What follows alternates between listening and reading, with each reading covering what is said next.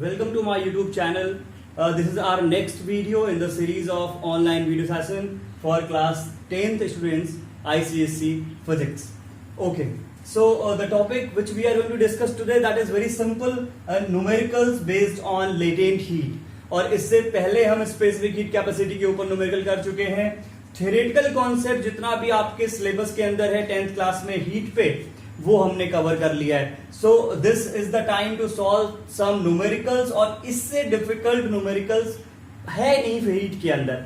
Difficult means there is nothing difficult in physics, everything is difficult in physics. So based on your capability, strength and your revision time, whatever you are giving to the physics, that decides the thing is difficult or the thing is easy. So everything is difficult and everything is easy. This depends student to students. जितने पढ़ाई कर रहे हैं उनके लिए आसान है, नहीं पढ़ रहे फिर आपने पढ़ाई बिल्कुल फिजिक्स में छोड़ के रखी हुई है और आप सीधे अगर इस न्यूमेरिकल के लिए आएंगे तो फिर ये डिफिकल्ट है. और अगर आप पढ़ाई कर रहे हैं रेगुलर बेसिस पे तो फिर आपके लिए आसान हो जाएगा. तो जो कुछ मैंने आपको लास्ट वीडियो में बताया था, मैंने आपसे बोला था कि इस न्यूमेरिकल के लिए जो भी न्यूमेरिकल करेंगे आगे नेक्स्ट वीडियो में, उसके लिए आप प्रैक्टिस करके आना. क्या न्यूमेरिकल्स के लिए फॉर्मूला और उसके बाद में दो चीजें हमने पढ़ी है, स्पेसिफिक हीट कैपेसिटी और लेटेंट हीट, वो आप पढ़ के आना. तो होपफुली आप पढ़ के आए होंगे तो आपको बेहतर समझ में आएगा. नहीं भी पढ़ा है तो कोई प्रॉब्लम नहीं, आज से हम पढ़ाई शुरू कर सकते हैं. ठीक है, तो उसके लिए आप मेरी वीडियोस जो पुरानी मैंने बनाई हुई है उसका लिंक आपको मिल जाएगा, वो आप जरूर देखो. और फिजिक्स में पढ़ाई रेगुलर बेसिस पे बहुत जरूरी है. चलिए शुरू करते हैं. न्यूमेरिकल नंबर 1, और मैंने एक ही न्यूमेरिकल लेना है इस वीडियो के अंदर. होपफुली आपको सारा कुछ उसमें समझ में आ जाएगा. बहुत सारे न्यूमेरिकल्स नहीं करेंगे, एक ही समझेंगे. उससे रिगार्डिंग लास्ट में मैं आपको टिप्स बताऊंगा और उसके बाद में उसके जैसे और न्यूमेरिकल कैसे आते हैं, कौन कौन से क्वेश्चन और पूछे जाएंगे, वो सारी चीजें हम डिस्कस करेंगे. Okay, so the question is calculate the mass of ice needed to cool 150 gram of water. दो चीजें आपको याद रखनी है. Number 1, the formula for heat energy. Formula for heat energy when it is given to a body and the temperature of that body rises. Clear? आपने heat energy किसी body को दी, उसका टेम्परेचर बढ़ने लगा, तो उसके टाइम पे हम कौन सा फॉर्मूला यूज करते हैं? That is Q is equals to mc delta T. किसी बॉडी के अंदर से हीट को आपने रिजेक्ट किया तो उस समय हम कौन सा फॉर्मूला यूज करते हैं? That is Q equals to mc delta T. Same time. Okay, this is the simple one formula जो आपको याद रखना है. Again Q is equals to mc delta T. इसकी हम न्यूमेरिकल कर चुके हैं, पहले हमने बनाया हुआ video. Okay, next formula, when you are providing heat to any body and the temperature is not rises, temperature remains constant, something else is happening there, that is what? The phase changes. और जिसके लिए last video में हमने पढ़ा है, that is what? Latent heat. तो उसके लिए जो हम फॉर्मूला यूज करेंगे, that is Q is equals to ml. दो बातें याद रखिए. Number 1 Q equals to mc delta T, number 2 Q equals to ml. दो फॉर्मूले कब कहां पर यूज करेंगे, बस वो आपको न्यूमेरिकल में देखना है. और कुछ भी हीट एनर्जी के अंदर फिर ज्यादा नहीं होगा. नंबर 3, दो बातें बताई, Q equals to mc delta T, number 2 Q equals to ml. दो फॉर्मूले यूज करने, इसके अलावा कोई और फॉर्मूला हमारे पास नहीं, बस इतना याद रखिए. तो बहुत ज्यादा लेंथी भी नहीं होगा, बहुत टिपिकल भी नहीं. नंबर ऑफ हमारे पास फॉर्मूले दो ही. नंबर 3 कि हमारे पास जो एक क्वेश्चन दिया हुआ है उसमें कुछ हैपनिंग हो रही है, कुछ हीट एनर्जी का, कोई एक बॉडी हीट को एब्जॉर्ब कर रही है, एक रिजेक्ट कर रही है, और कुछ वहां पर फेज चेंज भी हो सकता है, टेम्परेचर बढ़ भी सकता है, टेम्परेचर कम भी हो सकता है. तो इस हिसाब से हमारे पास जो हमारा प्रिंसिपल होता है न्यूमेरिकल सॉल्व करने के लिए हीट एनर्जी में, वो है प्रिंसिपल ऑफ कैलोरीमेट्री. और वो हमें क्या बताता है? Heat energy absorbed, amount of heat energy absorbed by a body is equals to amount of heat energy rejected by the body. That is the principle. तो heat के लिए दोबारा से सुन लीजिए. सबसे नंबर 1 पे हमारे पास formula Q equals to mc delta T, number 2 Q equals to ml, and number 3 is the basic principle which we follow to solve such kind of numericals, that is principle of calorimetry. Heat added is equals to heat rejected, that is. तो ये तीन चीजें आप याद रखिए, यही हम करने जा रहे हैं. और हमारे क्वेश्चन कोई भी हो रीड के अंदर, कोई भी न्यूमेरिकल हमारे पास हो, वो आपसे बचेगा नहीं. अगर आप इसको समझ रहे हो, उसके बाद अपनी बुक उठाइए, सारे न्यूमेरिकल सॉल्व वाले करिए, अनसॉल्व वाले करिए, इस टॉपिक को फिनिश करिए, क्लिक करके टिक करके रख दीजिए, my topic is finished, we are ready to solve the numericals. और जब हमने ऐसे पढ़ाई करके रखी हुई है, फिर चाहे कोई कुछ भी पूछे, कभी भी एग्जाम हो, आज हो, कल हो, एक महीने बाद हो, एक साल बाद हो, ठीक है ना। जब हमारे कॉन्सेप्ट क्लियर है, हमने प्रैक्टिस करके रखी है, फिर डरने की हमको जरूरत नहीं। तो डरने की जरूरत आपको पड़ेगी अगर आप प्रैक्टिस नहीं कर रहे हो, अगर आप पढ़ाई नहीं कर रहे हो। Clear? Okay, question is calculate the mass of ice needed to cool 150 gram of water. We have 150 gram of water और हमसे बोल रहा है calculate the mass of ice needed, कितनी आइस आप उसमें डालेंगे उस पानी के अंदर कूल करने के लिए। Clear? water contained in a calorimeter. Calorimeter you know simple, that is such kind of vessel. एक वेसल है जिसका मास कितना है 50 gram. Clear? At 32 degree centigrade. तो तीन चीजें हो गई। दोबारा से क्वेश्चन को देखो, calculate the mass of ice. एक तो हमारे पास आइस है, एक हमारे पास वाटर है, and another is calorimeter. Calorimeter is a vessel जिसके अंदर वाटर है। तो वाटर एक वेसल के अंदर है और उसमें आपको आइस डालनी है और फिर अलग अलग सारा कुछ दिया हुआ है। Mass of water 150 gram, mass of calorimeter is 50 gram. Clear? Mass of ice we don't have, that we are going to calculate mass of ice. Next is 32. What is this 32? This is very important. 32 is the temperature of calorimeter. Then what is the temperature of water at that time? What is the temperature of water? 150 gram. So water is in calorimeter. Calorimeter का temperature 32 degree centigrade है। Clear? Water का temperature कितना है और ice का, that is a known quantity. Clear?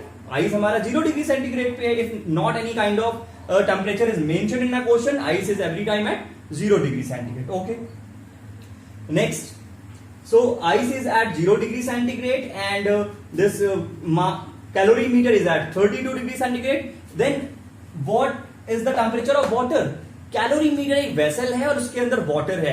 तो vessel और water दोनों में कोई इंटरेक्शन नहीं हो रहा। वेसल से हीट निकल के वाटर में नहीं जा रही है, वाटर से हीट निकल के कैलोरीमीटर में नहीं जा रही है, because both are at the same temperature. तो इसका मतलब क्या हुआ, 32 पे कैलोरीमीटर भी है और 32 पे वाटर भी है। इस बात को हर क्वेश्चन में याद रखिएगा। एक वेसल के अंदर हमारे पास में अगर टेम्परेचर दिया हुआ है, the vessel temperature of vessel is 32 और उसके अंदर कोई लिक्विड है और स्पेसिफाई आपको अलग से नहीं किया गया है कि उस वाटर का टेम्परेचर कितना है। क्लियर? तो हमारे पास में दैट इज, जो हमारे पास वेसल का टेम्परेचर होगा वही लिक्विड का टेम्परेचर होगा। क्लियर? क्योंकि उन दोनों के, वाटर की और लिक्विड के बीच में, वाटर की और कंटेनर के बीच में कोई इंटरेक्शन नहीं हो रहा हीट का, वो दोनों सेम टेम्परेचर पे हैं। क्लियर? अब आगे बढ़ते हैं। तो तीन बॉडी हो गई, ice, then calorimeter, then water. मैं अभी इसके बाद में एक टेबल बनाता हूं और सारी चीजें उसमें लिख के आपको क्लियर करता हूं। Such that the final temperature is 5 degree. जब आपने आइस उसमें डाल दी और वो कूल होता गया तो 32 से वो मिक्सचर पहुंच गया कहां पे, 5 degree. Final temperature becomes 5 degree. So what is the question? Question is very simple to find out the mass of ice, कि उसको 32 से 5 पे पहुंचाने के लिए हमको कितनी आइस उसमें डालनी है, ये हमारा क्वेश्चन है। Specific heat capacity of calorimeter 0.4, specific heat capacity of water is 4.2, latent heat capacity of ice is 330। Last, इससे पहले जो हमने न्यूमेरिकल किए हीट के अंदर, उसमें हमने स्पेसिफिक हीट कैपेसिटी पे किए, तो वहां पर लेटेंट हीट वाला कॉन्सेप्ट नहीं था। अब जब हम कर रहे हैं तो उसमें स्पेसिफिक हीट तो आ गया जो हम पहले पढ़ चुके, and the new is latent heat. तो हीट के अंदर बस यही बच्चे को कंफ्यूजन है कि स्पेसिफिक हीट क्या है, लेटेंट हीट क्या है। तो वीडियो अगर आपने देखे हुए ध्यान से और इसका थ्योरेटिकल कॉन्सेप्ट क्लियर है तो आई होप कि आपको न्यूमेरिकल बहुत आसान लग जाएंगे, अदरवाइज थोड़ा बहुत डिफिकल्टी हो सकती है। Okay, so first we have to write down the given data. Okay, this is the given data here, ice, water, calorimeter. इसके आगे भी हमारे पास अलग से और कुछ मटेरियल उसमें ऐड हो सकते हैं। तो जितना भी डेटा हमारे पास रहेगा उसको हम अलग अलग टेबल एक बना लेंगे, इसलिए कि हमारे पास सारा कुछ अलग अलग हो और माइंड में मिक्स ना हो। What is the difficulty? हम बोलते हैं डिफिकल्ट न्यूमेरिकल, उसका रीजन यही होता है कि सारा कुछ हौच पौच हो जाता है माइंड के अंदर। प्रॉब्लम आपको न्यूमेरिकल से नहीं है, आपका माइंड उसको कह रहा है कि वो डिफिकल्ट है, क्योंकि उसको लगता है कि बहुत सारी चीजें एक साथ माइंड के अंदर आ गई है। क्लियर ना? सो वो माइंड को आपको बस ये बताना है कि इट इज नॉट डिफिकल्ट। आप चीजों को अलग अलग लिख दो, बहुत ज्यादा दिखाई नहीं दे रहा, डिफिकल्ट आपको नहीं लग रहा है वही चीज, तो क्या डिफिकल्ट है? डिफिकल्ट नहीं है, उसका पैटर्न थोड़ा अलग हमने कर दिया और आसान। तो जैसे भी चीजें आपको आसान लगे हमें वो आसान बनानी है, और उसका यही तरीका है कि आप चीजों को अलग अलग डिस्ट्रीब्यूट करो, माइंड अलग अलग पढ़ेगा, उसे आसान लगेगी। तो डिफिकल्ट तो थी नहीं ना। ओके, सो न्यूमेरिकल फटाफट से सॉल्व करते हैं, फिर आगे की बातचीत चलती रहेगी। आइस के लिए मास हमारे पास हमको कैलकुलेट करना है, we have taken m. Latent heat of ice is given 330 joule per gram. Another data for ice is not given in the question. तो अलग से हमें जरूरत भी नहीं. टेम्परेचर की बात कर लीजिए 0 डिग्री से. I have not mentioned here 0. It is known. Okay, for water mass it is already given 150 gram. Specific heat capacity is given 4.2 joule per gram degree. Most important thing is this is the specific heat capacity. Clear? For water and for ice we are having latent heat of ice. It is not a specific heat capacity. And it is most important you have to you have this difference between latent heat and specific heat capacity. अगर दिमाग में वो थोड़ा सा difference रहेगा तो चीजें बेहतर आपको समझ में आएंगी. And for calorimeter we have mass 50 gram, specific heat capacity 0.4 joule per gram degree centigrade. And for temperature दोनों एक ही टेम्परेचर पे 32 and 32. I have taken T1 as a 32. Okay, कुछ एक छोटी सी बात आपको बता देता हूं. गलतियां होती नहीं है, लेकिन कभी कभी बच्चे क्या करते हैं एग्जाम में, जब हम एक पर्टिकुलर बोर्ड का एग्जाम देने के लिए जा रहे हैं, कोई स्पेशल जब हम एग्जाम के लिए जा रहे हैं जिसके लिए हमने एक साल के लिए तैयारी की है, तो वहां पर कभी कभी छोटी छोटी बातें हो जाती है कि इसकी स्पेसिफिक हीट कैपेसिटी यहाँ पे आ गई, इसकी उठा के यहाँ पे लिख दी. तो थोड़ा सा आपको इन सब चीजों का ध्यान रखना, जो गलतियां शायद आप नहीं करते. क्लियर? Very good. ओके, तो अब आगे बढ़ते हैं. हमारे पास ये सारा डेटा हो गया. Now we have to find out the value of this m. Question बदलेगा तो क्या करेगा?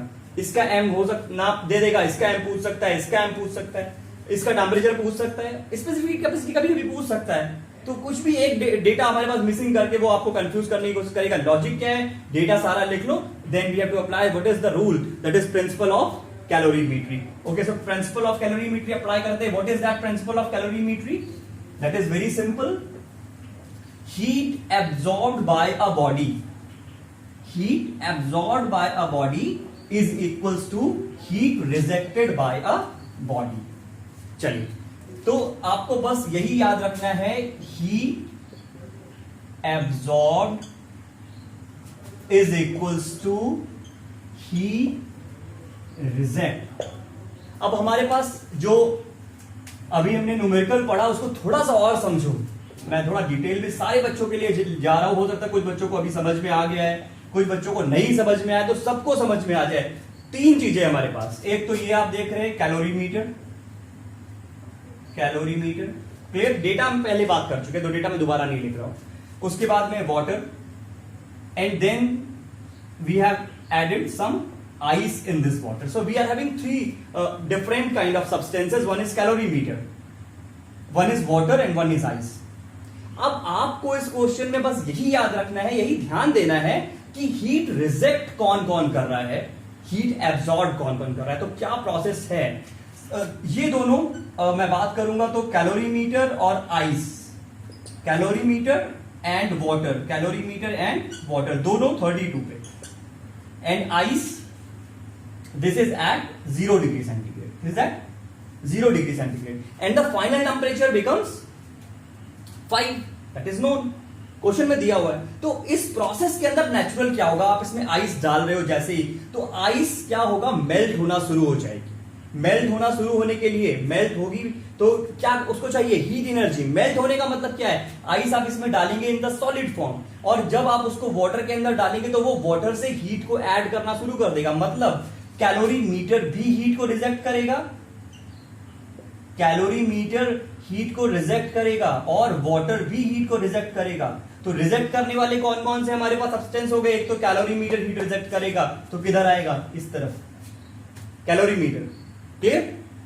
एंड वाटर वो भी हीट को रिजेक्ट करेगा. तो कैलोरीमीटर जितनी हीट रिजेक्ट करेगा वो यहां पर लिखी जाएगी, और कैलोरीमीटर हीट को रिजेक्ट करेगा तो उसका फेज चेंज नहीं होगा, उसका टेम्परेचर कम होते जाएगा.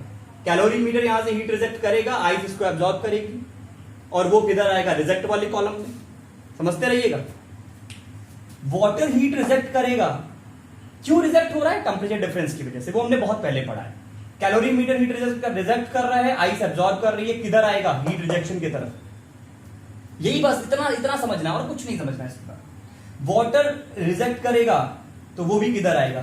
इधर. और वाटर भी हीट रिजेक्ट करेगा तो उसका टेम्परेचर भी कैसे होगा? कम होते जाएगा. तो कैलोरीमीटर इज रिजेक्टिंग हीट और उसका टेम्परेचर कम होता जा रहा है. तो कौन सा फॉर्मूला यूज करेंगे? Q equals to mc delta T. Water heat reject कर रहा है उसका भी टेम्परेचर कैसा है, कम होता जा रहा है। तो कौन सा फॉर्मूला यूज करेंगे, Q equals to MC delta T। Clear, got it ना।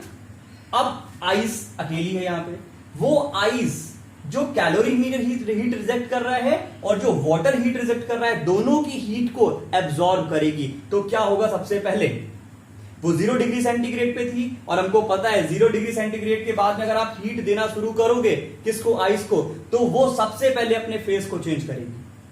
क्लियर, तो सबसे पहले इसका फेस चेंज होगा, टेम्परेचर रिमेन्स कांस्टेंट, और जो आइस हमारे पास है 0 डिग्री सेंटीग्रेड की, that will become what, water at 0 degree centigrade. The most important thing in this numerical, what, ice सबसे पहले अपने टेम्परेचर को 0 से बढ़ाना शुरू नहीं कर देगी। आइस सब सॉलिड फॉर्म में है और 0 इसका मेल्टिंग पॉइंट है आइस का। तो जैसे ही 0 डिग्री पे वो है और उसके बाद आप हीट दोगे उसे, हमने लास्ट वीडियो में बात की थी, तो वो सबसे पहले अपने फेस को चेंज करेगी। और जब भी फेस चेंज होगा तो कौन सा formula, Q equals to ML। When phase changing process is there we have to use formula Q equals to ML।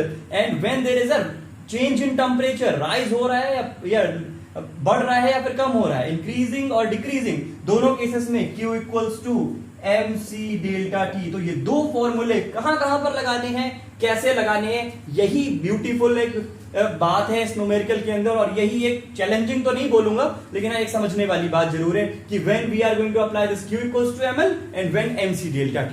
Clear ना। तो इसमें रटने वाली कोई बात नहीं है, आपको समझना है calorimeter is rejecting the heat and temperature उसका डाउन हो रहा है, फेस चेंज नहीं हो रहा, तो ये वाला फॉर्मूला।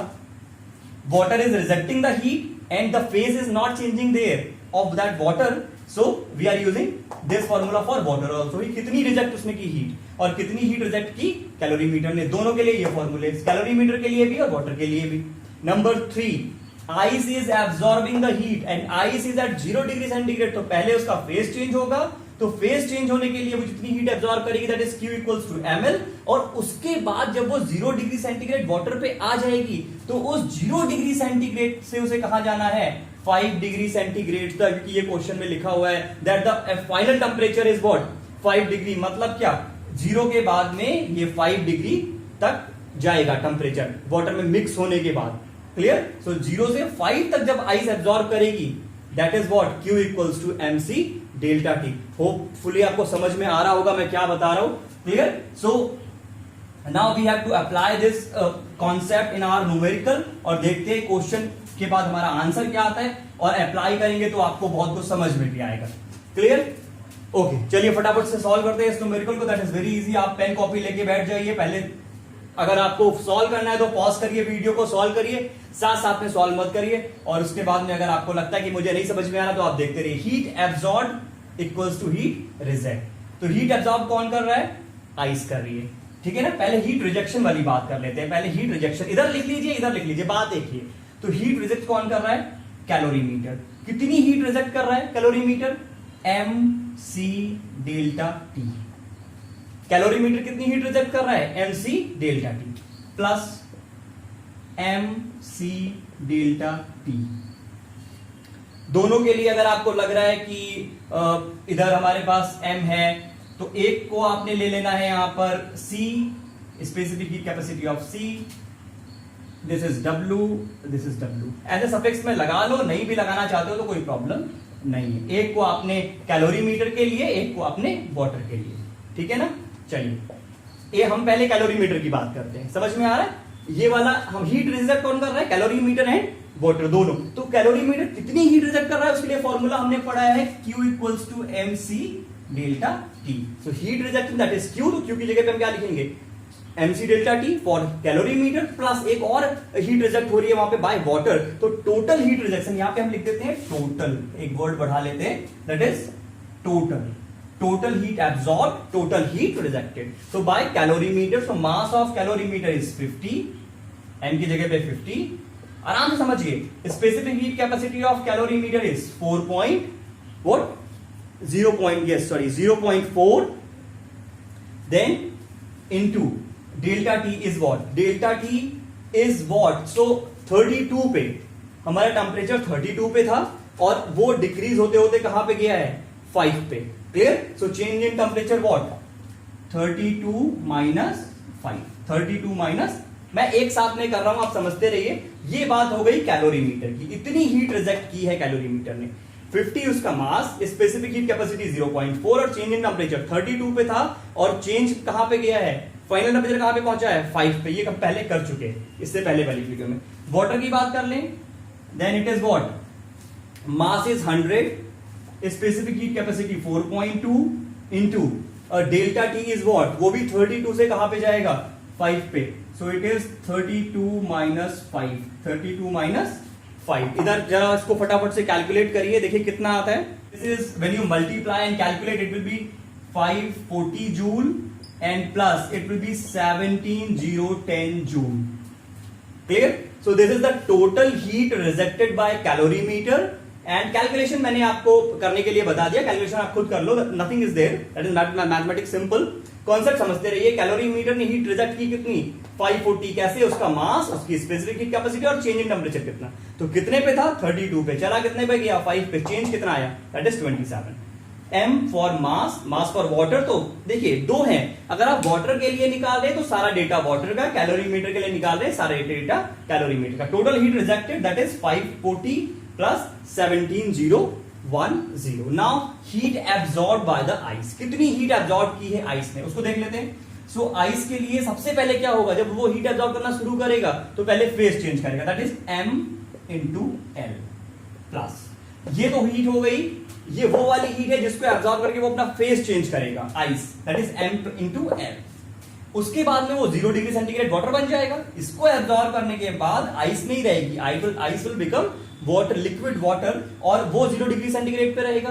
फिर वो 0 डिग्री सेंटीग्रेड से टेम्परेचर को बढ़ाएगा, कहां पर पहुंचेगा 5 डिग्री सेंटीग्रेड पे, दैट इज फाइनल टेम्परेचर, वहीं तक पहुंचना है बस। वो कितना एब्जॉर्ब करेगा MC delta T। We are talking about ice, इधर आइस है, इधर कैलोरीमीटर है, इधर वाटर है, समझते रहिए।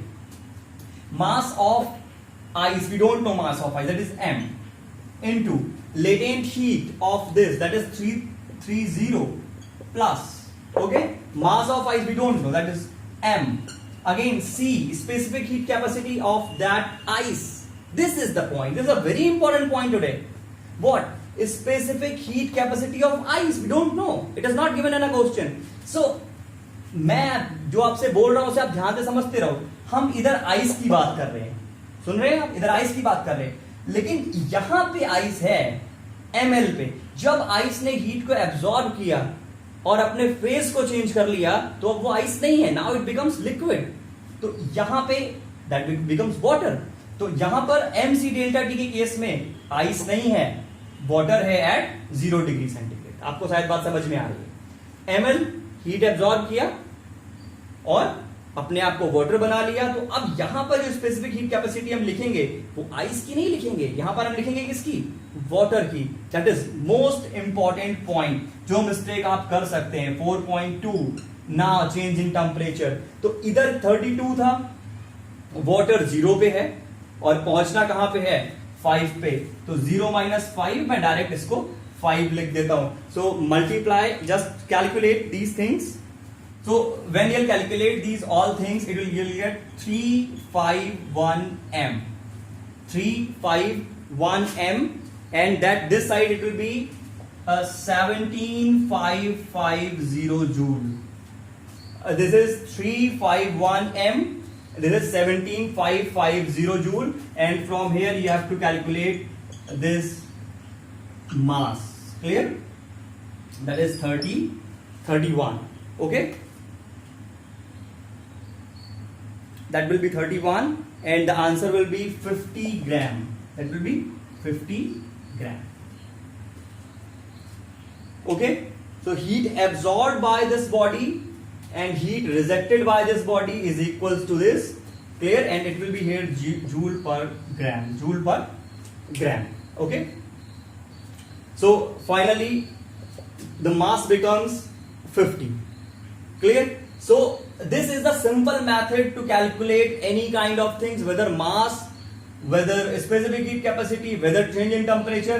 याद आपको 2-3 चीजें रखनी है, that is very important. कि एक तो आपने दोनों बॉडीज जो हमारे पास है उनको अलग अलग देखना है कि कौन सी बॉडी हीट को रिजेक्ट कर रही है, कौन सी एब्जॉर्ब कर रही है, और उसके बाद में सारा डेटा आपको सही सही लिखना है। और सबसे इंपॉर्टेंट, जब भी फेस चेंज हो रहा है उस वाले केस को बहुत ध्यान से देखना है। फेस चेंज हो रहा है तो फिर जो फेस चेंज होके जो चीज बन के आएगी उसी का स्पेसिफिक हीट कैपेसिटी। यहाँ पे बात आइस की हो रही है, यहाँ पे बात वाटर की हो रही है, यहाँ पे कैलोरीमीटर की और यहाँ पे वाटर की। कुछ चीजों को हमने हीट रिजेक्शन वाले कॉलम में रखा है, कुछ को हीट एब्जॉर्ब वाले कॉलम में रखा है, और फिर हमने इसको कैलकुलेट किया है।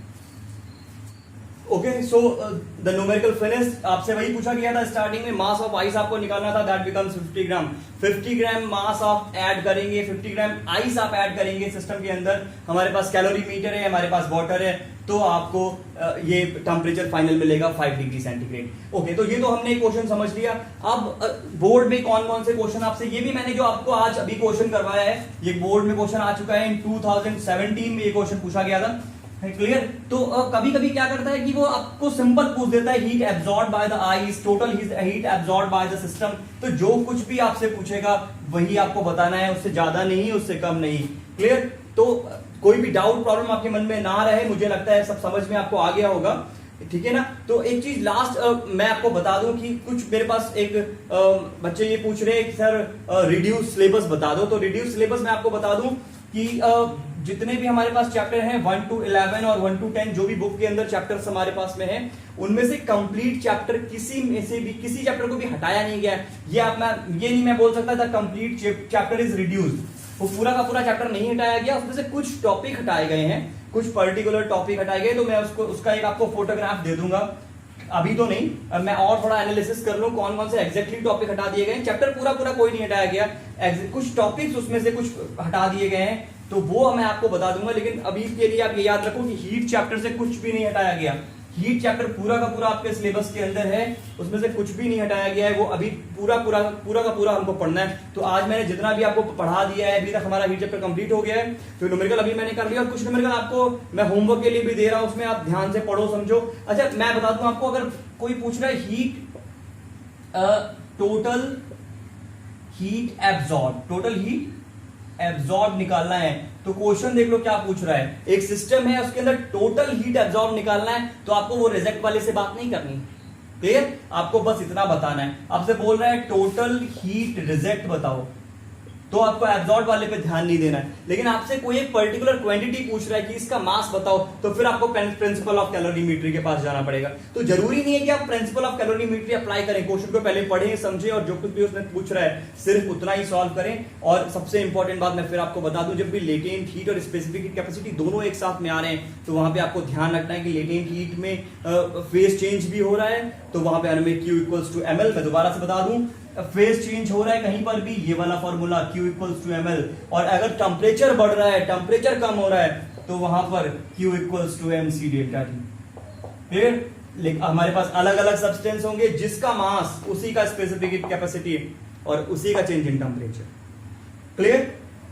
जिस बॉडी का फेज चेंज हो रहा है उसका मास और उसी बॉडी का लेटेंट हीट, मेल्टिंग हो रही है, फ्यूजन वेपराइजेशन हो रहा है, या जो भी प्रोसेस वहां पर टेक्स प्लेस हो रहा है, वही डेटा आपको रखना है। तो मैंने आपको जितना भी अभी समझाया, आपको होपफुली समझ में आया होगा। और सिलेबस के रिगार्डिंग बिल्कुल भी आप टेंशन मत लीजिए, जो कुछ भी आप पढ़ रहे हैं उसको पढ़ते रहिए। हीट चैप्टर के लिए आप बोल सके कि हाँ सर ये मेरा हीट चैप्टर कंप्लीट है, आप कहीं से मेरे से कुछ भी पूछ लो, मैं आपको बता सकता हूं। ये कॉन्फिडेंस जब तक आपके पास में नहीं आता तब तक पढ़ना बेकार है। 10 बार वीडियो देखो, 50 बार वीडियो देखो, 100 बार क्वेश्चन करो, जितनी मर्जी पढ़ाई करनी है आपको करो, लेकिन हीट चैप्टर आपका कंप्लीट होना चाहिए। उससे पूरी बुक से कोई भी क्वेश्चन कहीं से कोई पूछेगा तो आपको वो आना चाहिए, ये गारंटी के साथ में आप पढ़ो, माइंड सेट बना के चलो। और इसके रिगार्डिंग कोई प्रॉब्लम है तो आप मेरे से कांटेक्ट करो, मैं ट्राई करूंगा सॉल्व करने के लिए।